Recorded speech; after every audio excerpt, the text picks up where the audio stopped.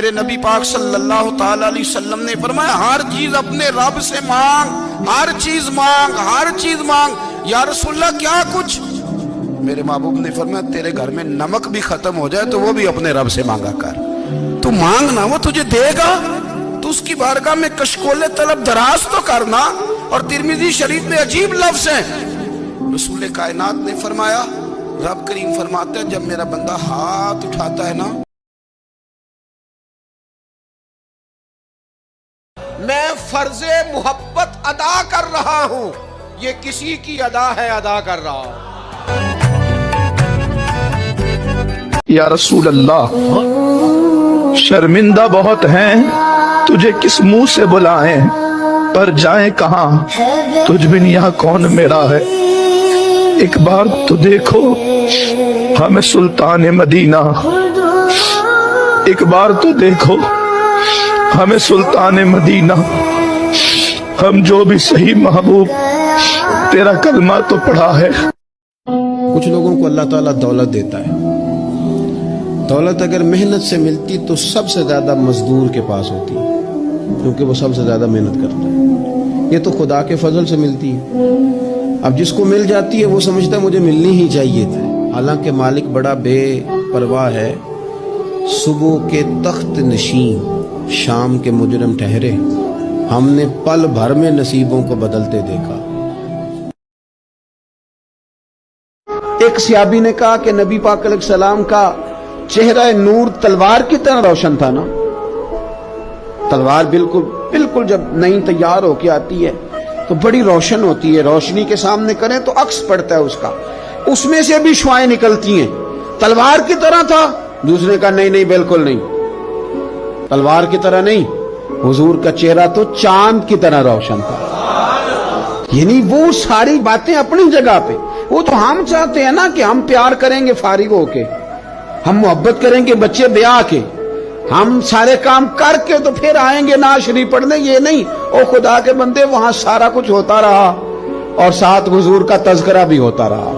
حضور صلی اللہ علیہ وسلم نے فرمایا جس نے محبت کے ساتھ ماں باپ کا چہرہ دیکھا اللہ اسے کامل حج کا ثواب عطا کرے۔ لیکن حدیث میں جو حضور نے شرط لگائی اس شرط کا خیال رکھنا ہے، تو حضور نے فرمایا تو محبت سے چہرہ دیکھ، تیرے رسول کا وعدہ ہے رب مقبول حج کا ثواب دے گا۔ صحابی عرض کرنے لگے یا رسول اللہ صلی اللہ علیہ وسلم اگر میں 2 دفعہ دیکھوں؟ تو حضور نے فرمایا 2 حج کا ثواب۔ اس نے کہا حضور میں دن میں 3 دفعہ دیکھوں؟ تو فرمایا 3 حج کا ثواب۔ اس نے چوتھی بار کی بات کی تو حضرت ابو ہریرہ فرماتے ہیں حضور نے فرمایا تو جو پوچھتا رہے گا اور میں بتاتا رہوں گا تو بات ختم نہ کریں، حضور حکم کریں، فرمایا تو 100 دفعہ دیکھ اللہ 100 حج کا ثواب عطا کرے۔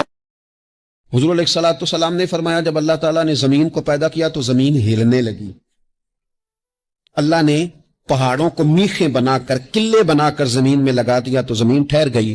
فرشتے فوراً عرض گزار ہوئے کہ مالک تیری سب سے طاقتور مخلوق یہ پہاڑ ہیں؟ فرمایا نہیں، لوہا جو ہے نا وہ پہاڑوں سے بھی طاقتور ہے، کیونکہ لوہا پہاڑ کو کاٹ دیتا ہے۔ یا اللہ پھر لوہا سب سے طاقتور ہے؟ فرمایا نہیں، آگ اس سے بھی طاقتور ہے۔ کیا آگ سب سے طاقتور ہے؟ تو فرمایا نہیں، پانی بھی ہے۔ کیا پانی طاقتور ہے؟ فرمایا ہوا بھی ہے، جو پانی کا رخ پھیر دیتی ہے۔ یہ دیکھو حضور نے بتایا طاقتور کون ہوتا ہے؟ جو سیدھے ہاتھ سے صدقہ دیتا ہے اور دوسرے کو پتہ بھی نہیں لگنے دیتا۔ میرے نبی پاک علیہ السلام سے پوچھا گیا مومن بزدل ہوتا ہے؟ حضور نے فرمایا ہو جاتا ہے، کبھی یہ غلطی آ جاتی ہے۔ حضور مومن کنجوس ہوتا ہے؟ فرمایا کبھی ہو جاتا ہے۔ یا رسول اللہ مومن جھوٹا بھی ہوتا ہے؟ تو میرے رسول فرمانے لگے نہیں، میرا کلمہ پڑھنے والا ساری غلطیاں کر سکتا ہے، میرا مومن جھوٹ نہیں بولا کرتا۔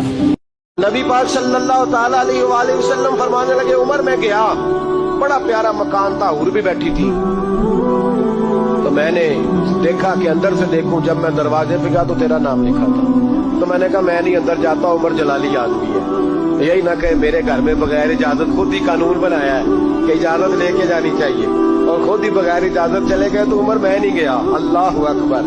عمر اتنا روئے کہ ان کی آواز آنے لگی، جب بندہ کھل کے روتا ہے تو آواز نکلتی ہے، اتنا روئے کہ آواز آنے لگی، کہنے لگے یا رسول اللہ میں اونٹ چرانے والے کا بیٹا، اگر مجھے اللہ نے جنت میں مکان دیا ہے تو وہ تو آپ کے قدموں کی برکت۔ حضرت علی فرمانے لگے اپنے रब के अलावा किसी से उम्मीद वबस्ता न करना। और फरमाया अगर डरना हुआ ना कभी तो अपने गुनाहों से डरना, उम्मीदें अपने रब से, उससे मांगो, उसके हुजूर बैठो, उसकी जात पर तुम अपनी उम्मीदें वबस्ता करो, वो तुम्हें नवाजेगा, वो तुम्हें देगा। और अपने गुनाहों से डरो।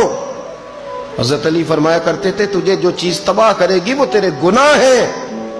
डर अपने गुनाहों से, डर अपनी गलतियों से। इज्जत अल्लाह देता है, वतुइज्जु मन तशाउ वतुज़िल्लु मन तशा।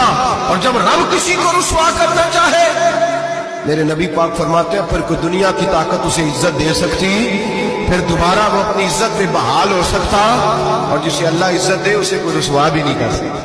नबी पाक अलैहिस्सलाम फरमाने लगे दुनिया और आखिरत की मिसाल इस तरह है जिस तरह दरिया बह रहा हो और कोई आदमी उसमें उंगली डुबोए, जितना पानी उसकी उंगली को लग गया ये दुनिया है, और जो बाकी ठाठे मारता दरिया पीछे है, समुंदर पीछे है, वो सारा आखिरत है। गरीब आदमी इज्जत करता है, कमजोर आदमी इज्जत करता है। जो बहू ज्यादा जहेज लेके आती है वो रोटी पका के नहीं देती, याद रखना।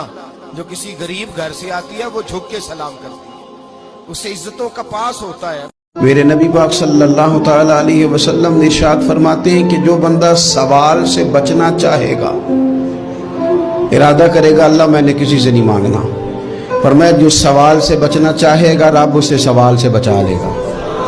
और जो लोगों से बेनियाज होना चाहेगा, कहेगा या अल्लाह मुझे दुनियादारों का मोहताज ना बना, अपनी बारगाह से अता फरमा। जो लोगों से बेनियाज होना चाहेगा अल्लाह लोगों से बेनियाज कर देगा। और फरमाया जो सब्र का इरादा करेगा अल्लाह उसे सब्र की तौफीक भी अता फरमा देगा।